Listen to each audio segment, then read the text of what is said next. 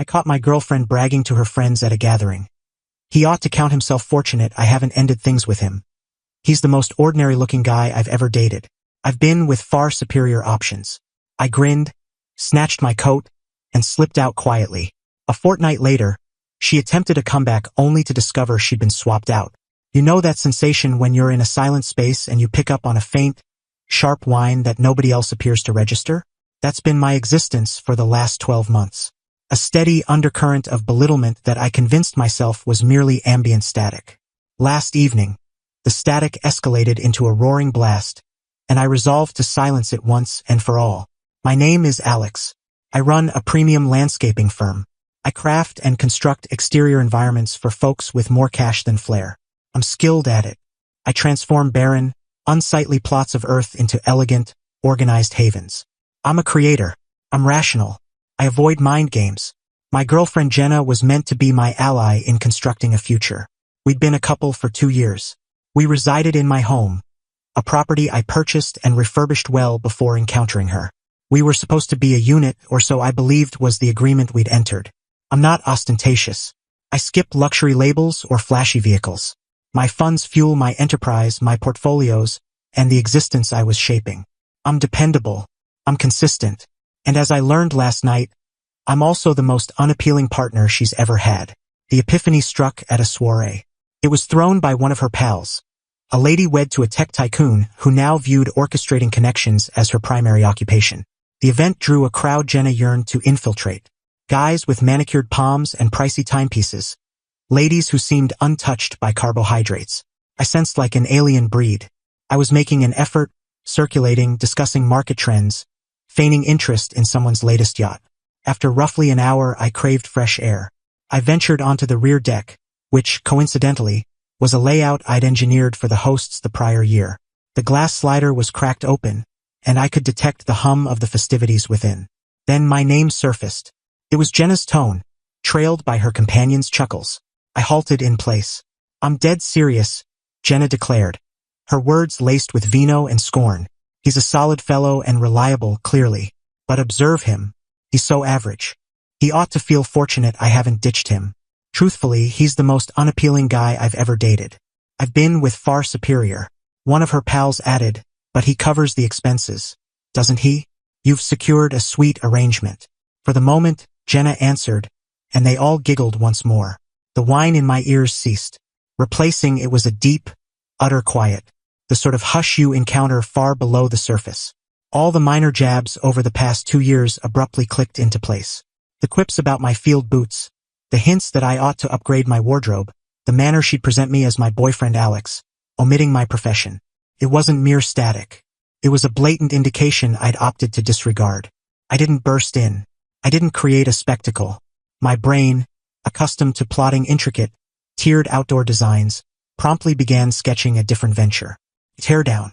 I inhaled deeply, re-entered, and locked eyes with her across the space. She was still chuckling with her group. I offered a brief, strained grin. I retrieved my coat from a chair's back, gave her a quick 2-finger salute, and exited through the main entrance. My phone vibrated before I hit my pickup. It was her message. Where are you headed? Don't just abandon me here. I ignored it. I drove residents, and throughout the journey, my strategy crystallized, stratum by stratum, akin to geological layers. She viewed me as average. She saw me as merely a dependable cushion. I was set to demonstrate just how precarious her reality was about to turn. She believed she'd dated superior. I was prepared to present her replacement. It appears many of you grasp that vengeance is a meal best chilled, and currently my cooler is brimming. Upon arriving home that night, I squandered no time. My thoughts were sharp, my intent unwavering. I swept through the residence with the precision of a wrecking team. Every belonging of hers, apparel, footwear, cosmetics, the snapshots of us she'd mounted, I boxed up. I arranged them tidily in the storage area. Next, I swapped out every lock. Then, I addressed the money matters. We shared an account for domestic costs, which I mostly supplied. I accessed it, tallied her precise inputs over the prior half year, a comically minor figure, and shifted that amount to her individual account. Then, I shut the shared one for good. The additional card I'd provided for crises was revoked shortly after. By dawn's early hours, All signs of her presence in my home vanished, save for the cartons in the garage. I'd precisely excised her from my world. The following day, the true effort commenced. This wasn't solely about evicting her. It was about dismantling the core of her claims. It was about proving to her, and her whole superficial clique, what genuine worth entails. There's a lady in my town called Isabella. She's somewhat of a regional star, a style influencer with a massive online audience. She's stunning, accomplished, and manages her empire with keen acumen. Jenna was fixated on her. She mimicked her fashion, frequented the eateries Isabella endorsed, and raved about her endlessly. To Jenna, Isabella embodied all she aspired to, admired, coveted, and innately chic. Here's the twist. I was acquainted with Isabella. My firm held the ongoing contract for the upscale condo where she resided.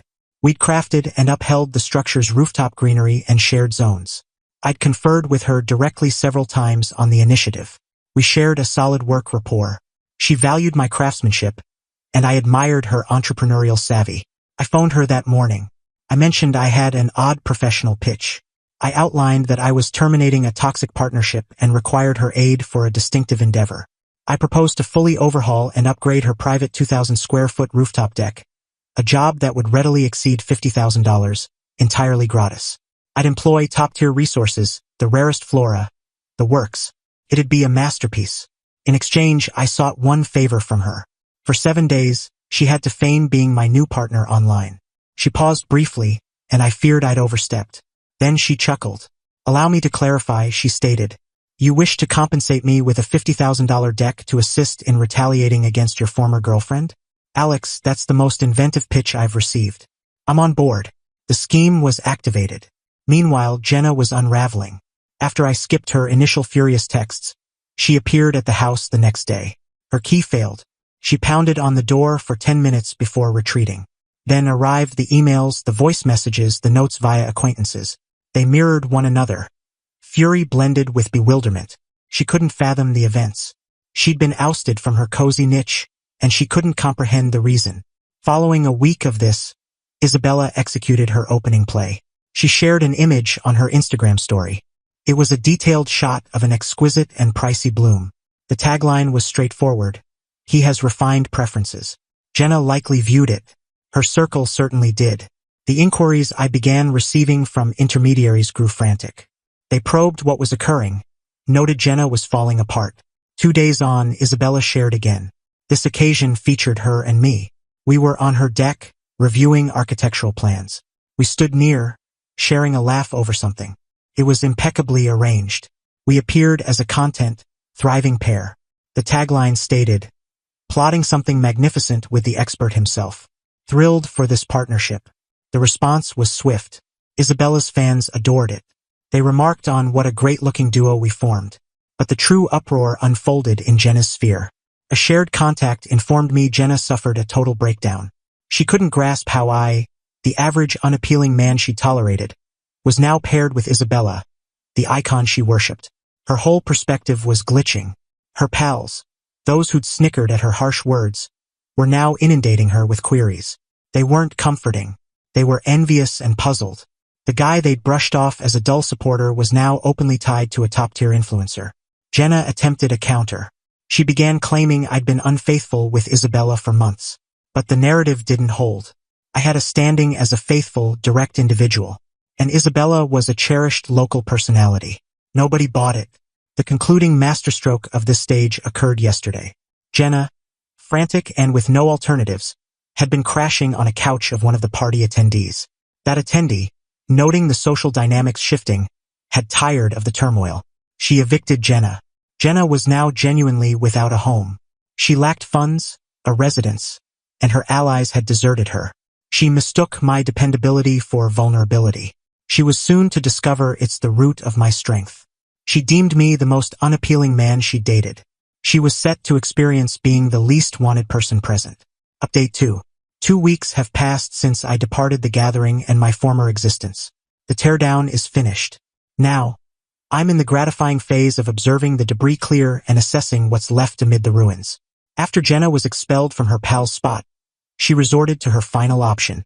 She approached me, She must have lingered in her vehicle nearby because she arrived at my entrance as I returned from the job. She'd been weeping. Her cosmetics were smeared. The self-assured, haughty lady who'd belittled me at that event had vanished. Standing there was a frantic, shattered individual. It stirred nothing in me. I experienced only a chilled sense of closure. "Alex, we must converse," she uttered, her tone quivering. "There's no discussion needed, Jenna," I responded, remaining in the threshold. "Please," she pleaded. I erred terribly. I was merely posturing for my friends. I didn't intend it. "I care for you." "No, you didn't," I stated, my voice steady. "You didn't err. You disclosed a reality. You expressed precisely your sentiments. I'm merely thankful I overheard at last." She sobbed intensifies. "But what of us? What of all we constructed?" "We constructed nothing," I said. "I forged a life and you inhabited it. There's a distinction." That's when another vehicle entered my drive. It was Isabella. She wasn't scripted for this encounter, but her arrival was impeccable. She emerged looking flawless and approached the steps. She beamed at me, then cast Jenna a quick, belittling look. "Alex, I've been examining the ultimate plans for the deck," she mentioned, displaying her device. "They're breathtaking. You're brilliant." She then eyed Jenna, who gazed at her with a blend of resentment and wonder. "Oh, pardon me," Isabella remarked, her tone laced with insincere courtesy. "Are we disturbing?" Jenna remained mute. The lady she revered was on my steps, commending me, viewing her as if she were residue on her soul. Jenna was departing, I noted. I faced Jenna. "Your belongings are in the storage.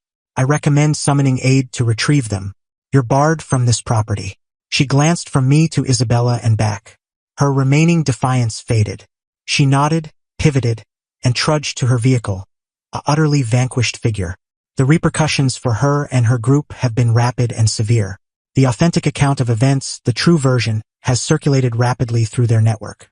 That I eavesdropped on her, departed silently, and was now linked to Isabella has cast me as resolute and influential, and her as an idiot. Her companions, those who'd laughed at her barbs, have all withdrawn. Their societal position matters to them, and linking with Jenna has turned poisonous. They've all removed her from social platforms and been informing others they were appalled by her statements. They sacrificed her to protect themselves. Jenna now dwells with her folks in a community 2 hours distant. She has no employment, no companions, no future. The superior men from her history are absent. They were drawn to her assurance and status, both now eradicated. The deck initiative at Isabella's complex is progressing. My team is excelling, and Isabella has been uploading regular progress to her audience. My firm has been inundated with fresh contracts.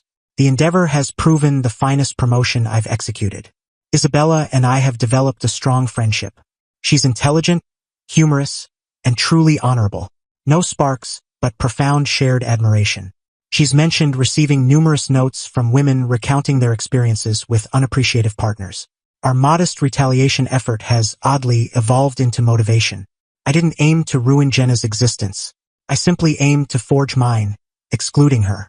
That her realm disintegrated as a byproduct stems from her deeds. She erected her world on deception and disdain. I merely removed the key support. She labeled me the most unappealing man she dated. She's now absorbing a tough truth. Integrity is vastly more appealing than a striking visage, and resolve is worthier than wealth. 6 months have elapsed since I exited that soiree. The concluding elements of this tale have aligned, and the resolution is fuller than I envisioned.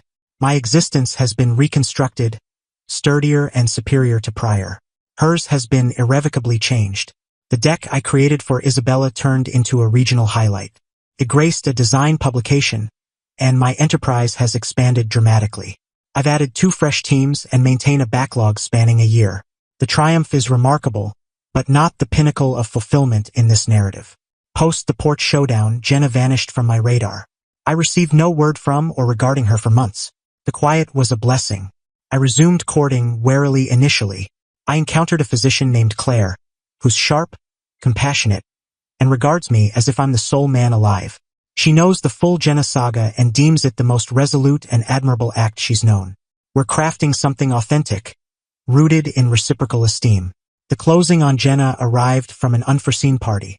Her mother. She rang about a month back. She wasn't phoning to scold or defend her child. She was apologizing. She explained Jenna had bottomed out. Residing at home, jobless and friendless, she'd been compelled to face her true self. Her mother said the episode served as a harsh yet vital alert. She shared that Jenna was in counseling, seeking to comprehend her overemphasis on others' shallow views. Her mother then revealed the call's true purpose. Jenna had amassed substantial debt on a card her parents now owed. She'd sustained a lifestyle exceeding her means for years, with my reliability the sole buoy. Her mother inquired if I'd consider assisting, for past sentiments. I was courteous but resolute. "I'm regretful for your plight," I conveyed, "but Jenna's decisions aren't my burden. I've sealed that era." That instant confirmed my liberation. The final tie had been severed. Her issues ceased being mine to resolve. The vengeance wasn't truly about Isabella.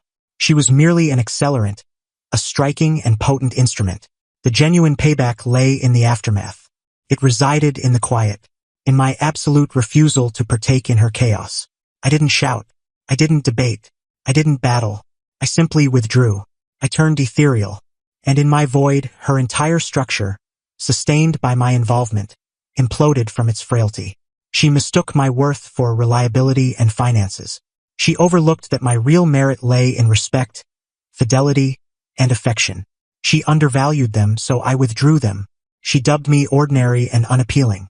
I countered by illustrating that a man of depth and integrity surpasses any superficial figures she coveted. She's been supplanted, but not merely by another lady. She's been ousted by my serenity. She's been displaced by my dignity. She's been replaced by an existence that's genuinely and wholly mine. And nothing rivals that in appeal.